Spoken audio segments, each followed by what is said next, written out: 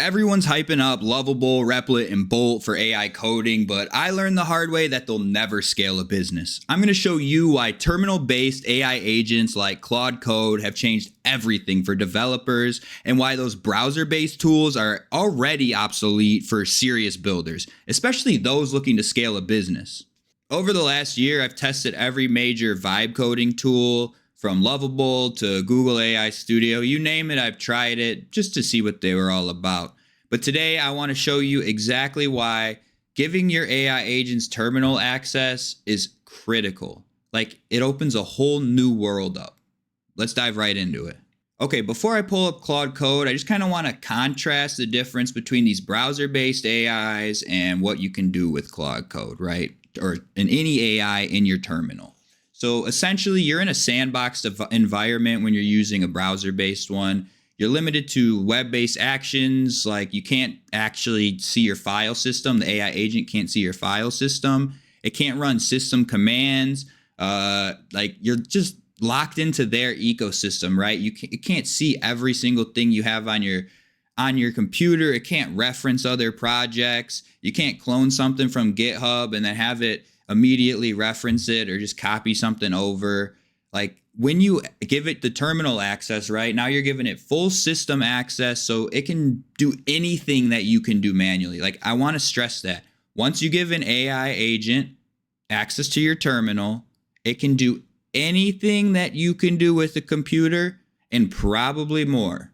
Because I promise you, there's things that you don't know how to do, I don't know how to do, that this AI agent knows how to do once you give it access to the terminal, okay?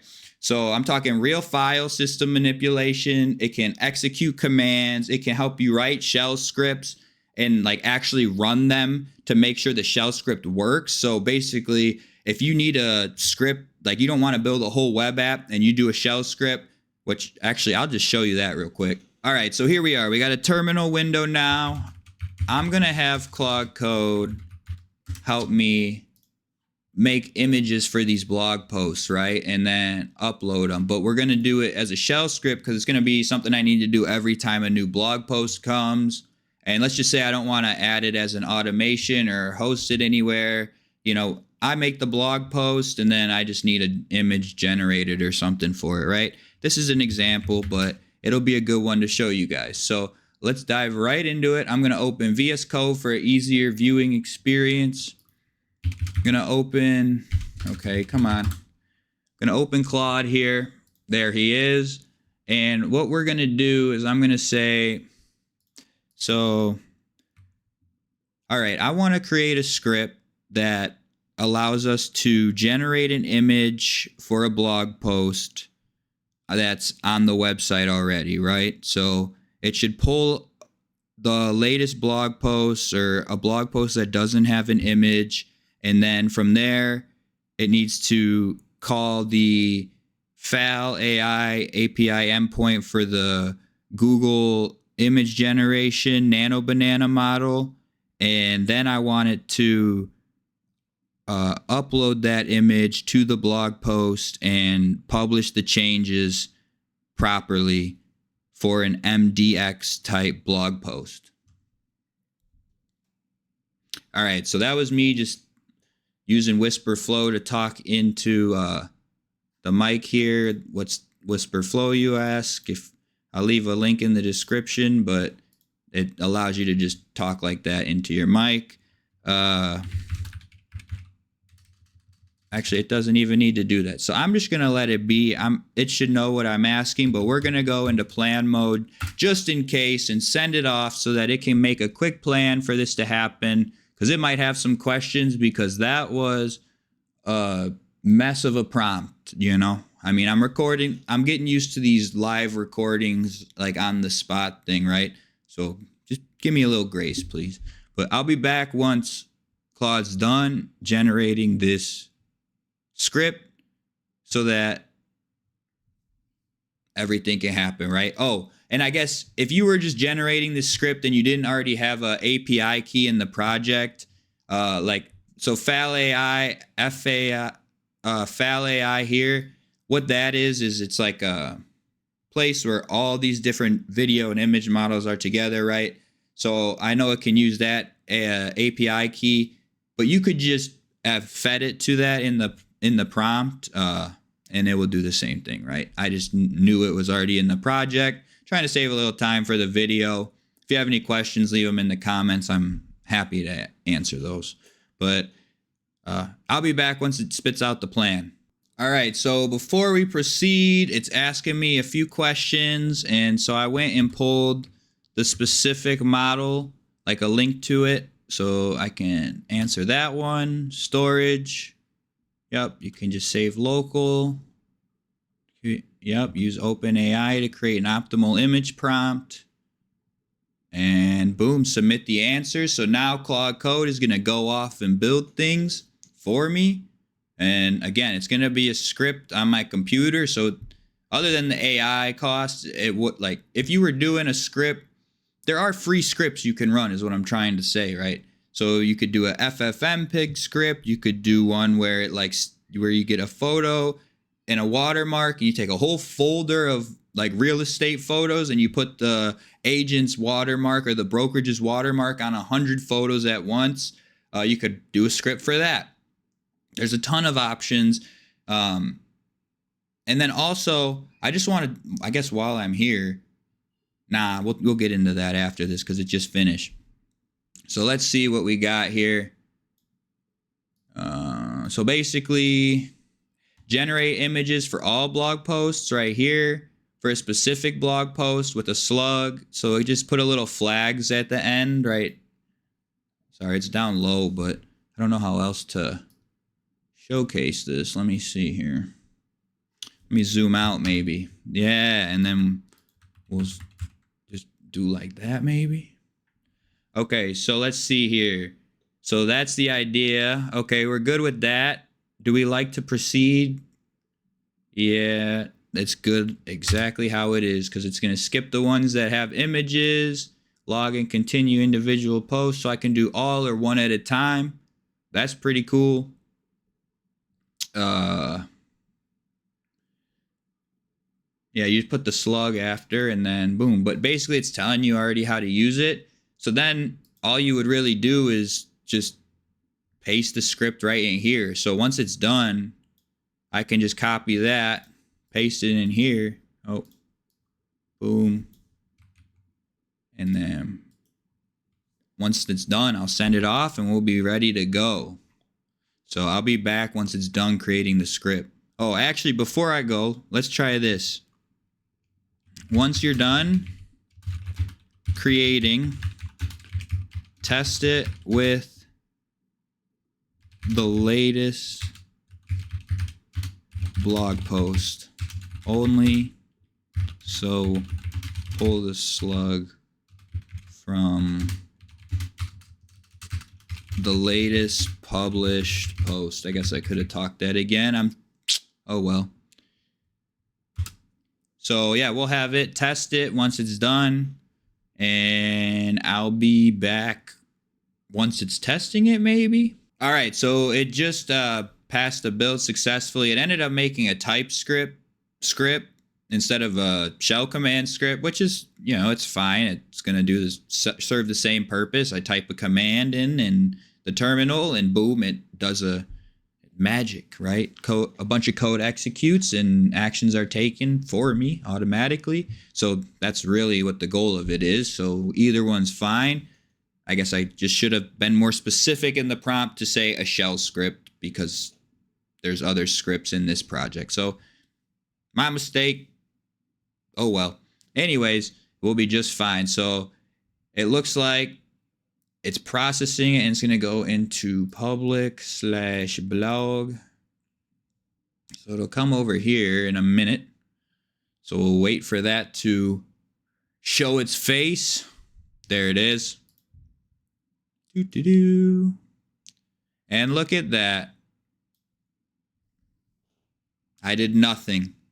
You saw it populate. I did nothing. Claude Code ran the script, tested it for me and everything. Try to have Lovable do that. Try to have Bolt do that. Try to have V0 do that. Any of them. ChatGPT, any of them. It's not happening. All right, so I'm not going to waste my money because it's 15 cents per image, as you can see here. I'm not going to do it right now, but I just wanted to prove a point before we continue with the rest of the video. None of these browser tools are doing that. Just simply put, and that's one thing. I'm only at one point. We still got more to go. So let's get into it. To the next thing. And shit, I almost forgot to show you guys. Boom, there it is. I knew it will work. I just trusted the process, you know? There it is. Look at that. I didn't touch anything. Magic. All right, on to the. All right, so that was pretty damn cool, but it still requires quite a bit of brain power. And yeah, it can help scale, but not as much as this next thing, right? When we give Claude access to our terminal, well, now it can copy from GitHub. We don't ever have to reinvent the wheel. Okay, so I'm sure a lot of you know this website, Opus Clip, right? But what you might not know is that somebody else decided to make an open source version of Opus Clip. So basically, we can git clone this on our machine. Once you git clone it, it's going to appear on your system, you know, wherever you put it, Mac, Windows, WSL, whatever it is, it's going to be a little different. But it's going to be on your system, and then you're going to have access to all the different working functionality of this application, right?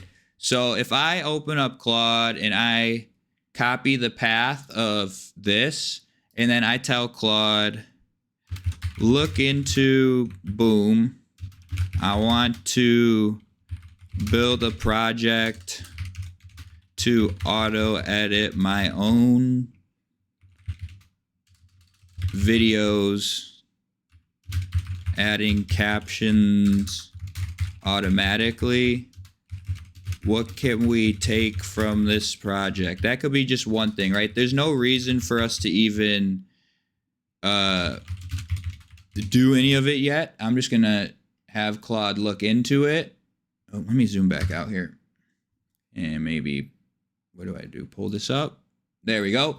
So that's what I just said. I just want to show you that Claude can, you know, take from the project. It can understand it now that we've pulled it onto our desktop, because this is revolutionary in a way, because there's no more reinventing the wheel, like I said earlier. But now, if I know 3 projects that have all the features I want, but there's not a project that exists with all those features together, I can take them in working order, in a working manner already, right? Now, if they are in different languages, sure, you know, there might be a little more trouble, conversion needs to happen, whatever. But essentially, now I can just combine this repository with this repository with this repository like that, and create my own mega app for my own advantages.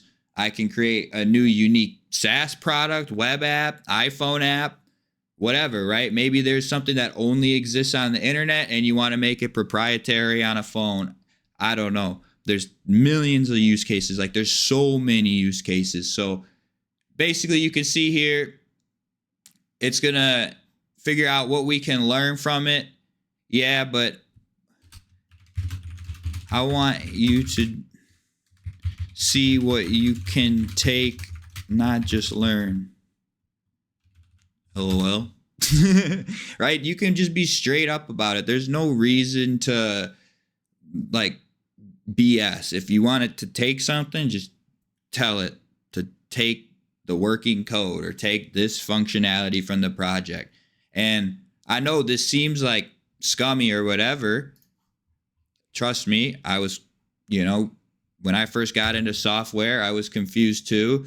So if you were really going to do it, like this license, there's different licenses. If you're really concerned about it, there's plenty of open source licenses out there where people could care less if you're taking from it, right? Like, I have my repositories that people are more than welcome to come and take. I tell them all the time, come take this booking one, come take this Forge one, come take this Hermosi landing page, take all these, copy them, use them for your own use. There's no reason for you to go spend, even if it is vibe coding, 1 to 2 hours making a landing page, when instead you can git clone it from here, You're right. So you need a landing page with a calendar integration and a qualification form, or maybe you just need the calendar integration. Boom, git clone it, tell Claude, just copy this and take it for me because I need it.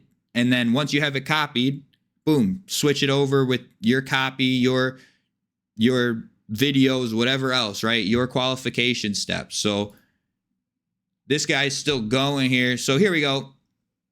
So look, it says we're going to take 200 lines of their code to get automatic captions, right? So it says that's all we like. Literally, it can just take it and everything is fine. So look, here's what we can reuse. This is a goal mine. These are functions directly assembly. So look, we have transcription with word level timing, like Lovable, Bolt, whatever, AI Studio. You're not doing this, man. You're just not. Like, not at this level, not as clean as it is.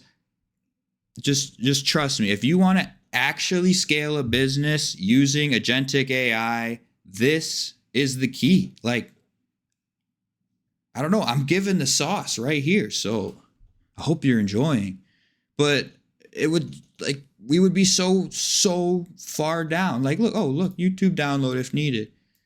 Oh, look, it can, like, there's so much. We can take even more than we need, right? So anyways, that was point number 2, probably the biggest point, but I still got more to tell you about. So let's get into the next stuff. All right, so the next one, if it's not clear already, we can actually make production-ready applications, not toys, not demos, not minimum viable products, ready to take payment, ready to deliver to a client, ready to scale to infinity and beyond, production-ready applications, right? No limitations, no training wheels. We kicked off the training wheels and we went straight to a motorcycle type thing that has like gyro stabilization. I don't know. You get what I'm trying to say, right? Oh, and then the speed that I can build things with this compared to the browser agents is crazy. Like the different iterations when I'm changing something, or if I need to make changes to the front end code, I can go in and simply change a headline real easily while Claude is working on the back end or another section of the front end, right? Like the iteration speed is probably the easiest way to say it, is so much quicker. Like go making changes, trying new deployments, adding new features, whatever it is, there's just no comparison. Like I'm not trying to be dramatic. I just want to stress how important it is that you don't get scammed or waste time with these browser-based vibe coding tools. Just don't. Another kind of cool thing that you can have Claude do is like make changes to your system or improve the speed or whatever, right? You could have Claude check for viruses. You could have it check for Bitcoin miners. You could have it help you optimize X, Y, and Z that you do and check, for bloat, things that you haven't opened in forever and that are over 10 gigabytes, and delete anything over 10 gigabytes that I haven't opened in 2 years. Like, there's just those other things too that it's really like, okay, if I'm going to be spending my money to do this, then I want it to be able to do everything. Like, I don't want to have multiple apps, right? That's the other thing with Lovable, Bolt, all these other ones. They're paying for Claude Code, and then you're paying them to use their infrastructure and their training wheels and their pretty UI. So one, there's going to be a lot of upcharges. That's the other thing I forgot to mention. The price is, holy cow. And really, there are now becoming free coding agents. There's other ones that are super cheap. One that, if you want a really cheap one, you could try GLM.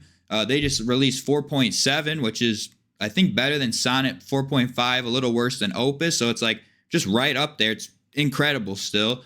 There's other Chinese models that are cheap.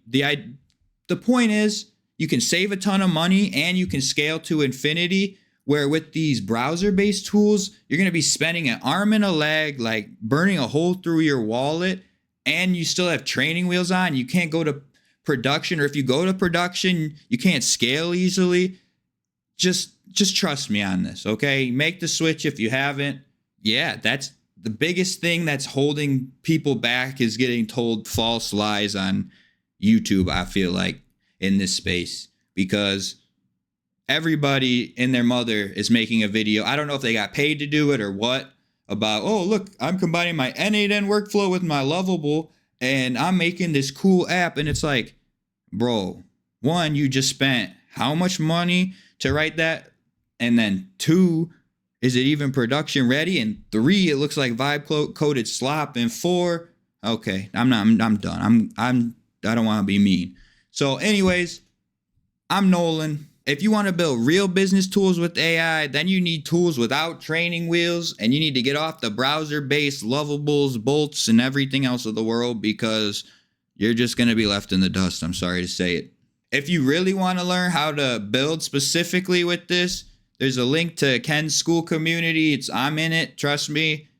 You're going to learn more in that one than if I were to redo it and make another one. I have a school community on the way. It's coming, but it's going to be adjacent so that we can do other things, more business practical is what I'm looking at, because that's what I know. I know a bit more about establishing brands, online presences, all that stuff. That's what I did. That's what I've done for the last several years, is online marketing, establishing branding, and different things like that. So it'll be a little different, but yeah, I guess drop a comment and let me know what you want to see. If you want me to show you specific Claude Code workflows or different things that I do. If you want just more talks or hear more of my opinion, or I don't know, man, you let me know. Just leave a comment below. If you want me to build some systems for you or install AI agents into your business, even just consult and see how you can use AI to help improve things, there's a link in the description for that. All right, so that's it for today. Thank you for watching. I hope you enjoyed it. My name's Nolan Grout, and yeah, I'll catch you next time. Peace.